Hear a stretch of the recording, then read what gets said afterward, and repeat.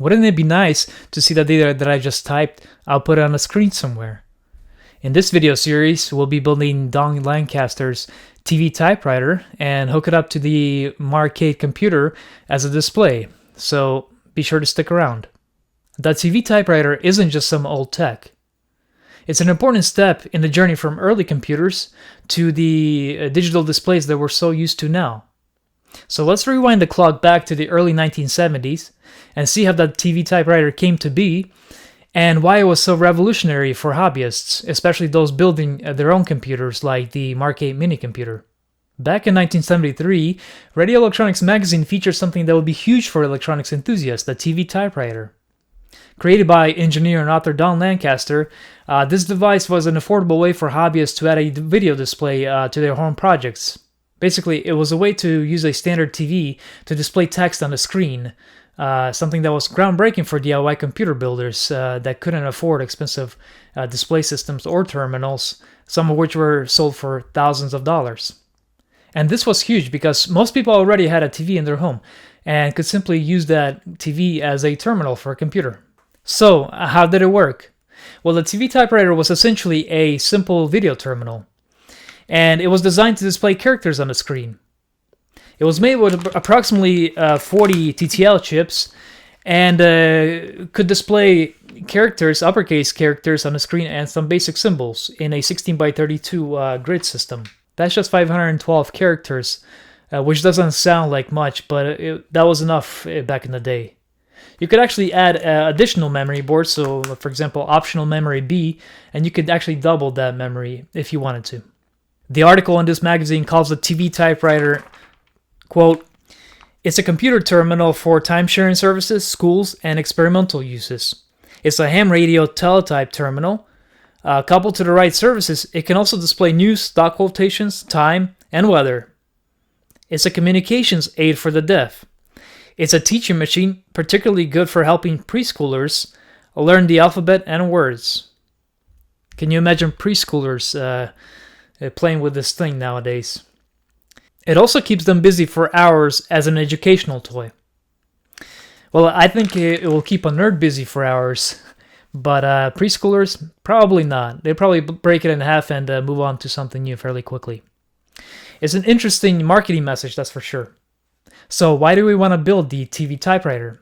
Well, the main reason is because it was actually built and used by John Titus to display information from his Marcade mini computer. We would like to do the same with our Marcade to replicate what was done in the 1970s.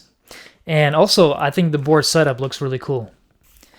Page 52 contains all the parts needed for the build.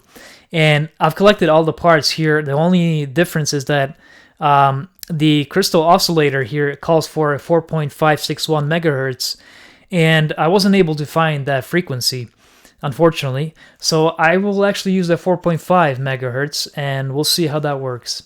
If it doesn't, there are still some ways to make it work using a variable capacitor, but we'll cross the bridge once we get to it. Some of the parts, particularly the Signetics 2524 shift registers, are hard to find, but fortunately I was able to find a source for them online. So we'll actually see if those work, and if they do, I'll make them available for other hobbyists as well. The TV Typewriter obviously requires some sort of keyboard for data entry, and we can use pretty much any ASCII keyboard for that, but I'll be using this keyboard that we assembled in a previous video, which was also designed by Don Lancaster. The construction document for the TV Typewriter actually specifies this keyboard as one of the options. If you're interested in this keyboard, be sure to watch the previous video where we assembled it. There are still some PCBs available for sale at www.calenture.com. So, what about the main components of the TV Typewriter, which are the PCBs? Well, after many hours of photoshopping and trying to align the artwork from the articles, I was able to create the PCBs for the TV Typewriter. And actually, I included the sill screen as well, and I think it looks pretty good. Even if you don't assemble these boards, I think just having a set around, just hanging on the wall or something, will be pretty cool. I mean, look at them. That looks really cool. I haven't tested these boards yet. I'll be doing that in this video series. But I'll make these sets available for sale at www.calenture.com if anyone's interested. I spent many hours combing through them, so I'm fairly confident that they will work. But if any issues do arise, we can always fix them in the field. This is the back of them. If the video is out, we can assume that the boards are operational. It has been reported that many people who have attempted this project in the 1970s gave up on the build because they couldn't get it working. Seeing how difficult the build may have been, I'm going to split up this series into a few different episodes so that we can dedicate 100% of our focus on each piece before putting it all together. I'll be following along with the construction manual for the TV typewriter, which includes detailed instructions on the construction and also the testing process. I'll include a link in the description to this document. And as you may have noticed, all the parts that we'll be working with are right behind me here. So let's go ahead and turn there and see what we'll be working with. I'll start off by saying that this issue of the Radio Electronics magazine is actually one of my prized possessions, along with the one with the Mark 8 in it. I think it's the July 1974 issue. And I actually find it funny. So this slogan here for the Radio Electronics magazine was for men with ideas in electronics. And it's just kind of funny because apparently this magazine is for men with ideas in electronics and no women are allowed. I just thought it was kind of funny. But you know, when I look at the July 1974 issue, the slogan is the magazine for new ideas in electronics. So that's about a year later, they realized that, hey, you know, men are not the only ones with interest in electronics, and became a little bit more inclusive. I just thought it was kind of funny. I wanted to share that. I also have this article here for the TV typewriter. This is actually the construction manual because the article in the magazine, I think it starts on page 42. So page 42, and it goes to, let's say, page 50. Let's see where it goes to. 51. Yeah, so it actually ends on page 52, and that's it. So it gives you the parts list. So it doesn't include the details on the construction on how to actually build it and test it. And also it doesn't include the artwork for the PCBs or the circuitry. I think I guess it has the character generator here, but not the rest of the schematics. So yeah, you had to actually purchase the construction manual, and on page 52, I believe it has the details on doing that. Let's just take a look. Right, so on page 52 here, it says the following items are available. So you can actually you could be able to purchase the circuit boards, so mainframe, timing board, cursor, and memory boards. And also it says high quality keyboard. You can purchase from them as well for $18.75. Custom remanufactured for TV typewriter. I guess it didn't include the encoder. And I think you could also get the full construction manual for them as well. That information should be in here somewhere, but I don't remember where it is. Actually, it's right here. So get the complete story, and you can get it for $2 by sending in a check to the Radio Electronics office in New York. So yeah, you actually needed this full construction manual to do the construction of the TV typewriter. You couldn't actually complete it without it. I'm not going to go through all of the components that we have here. I have quite a bit of components here to my left, and that's actually going to be for the later boards. The components that I have here are actually for the mainframe, which I'm going to do in the next video. And I just wanted to mention a couple of the parts. So this transformer here is actually the one that was designed for the mainframe. I was able to find it online, and let me see if I can find the part number for it. I don't know if it has the part number, but it says Signal Transformer Company. Well, anyway, I'm going to include the part number. It's probably in here as well. I think it's in the parts list. But I was able to find one, and I'm sure there's other ones available as well. But I think any transformer with the same specs would actually work. One other component that I want to talk about is this right here, and these are the 2524 Signetics shift registers, and I got 10 of them. We need 6 of them, at least 6 of them, for the memory board.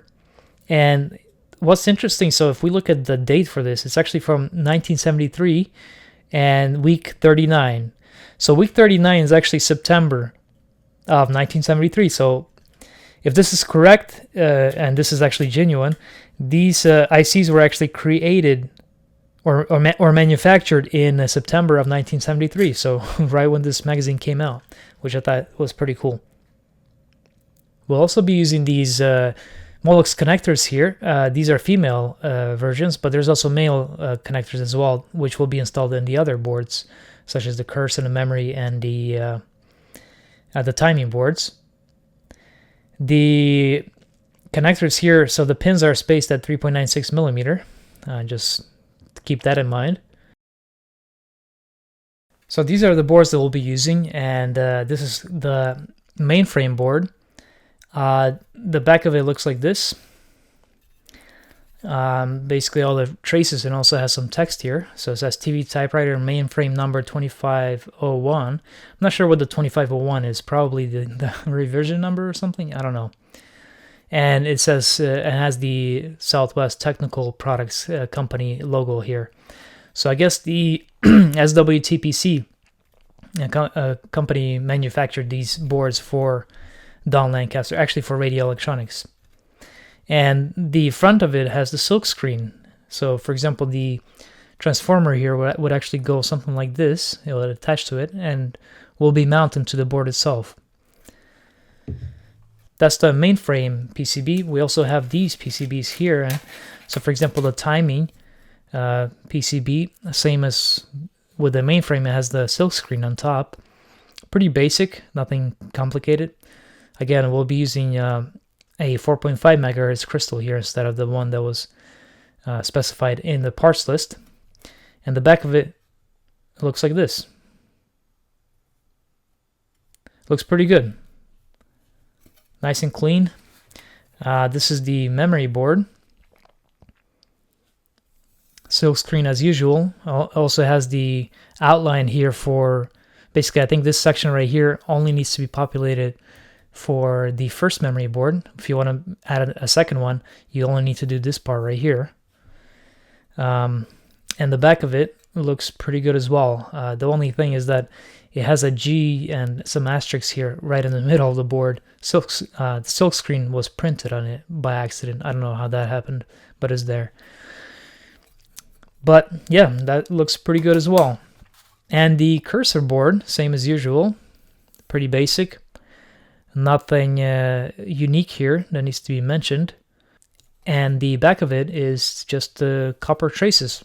Actually, it's not, it's copper underneath, but it was actually finished with some tin. So it looks silvery. And those are all the boards that are made for the TV typewriter. I'll make these available for sale as a set at CalendShift.com for anyone interested. And that's pretty much all of the parts that I wanted to mention in this video. We'll talk about the other parts once we start the assembly of each of these boards. I'll mention the specifics about each part that needs to be mentioned, but that'll be it for this video. We introduced the iconic TV typewriter in this video and outline our plan of attack for this project. All the parts have been sourced and ready to go. I'm actually really excited to get started on this build.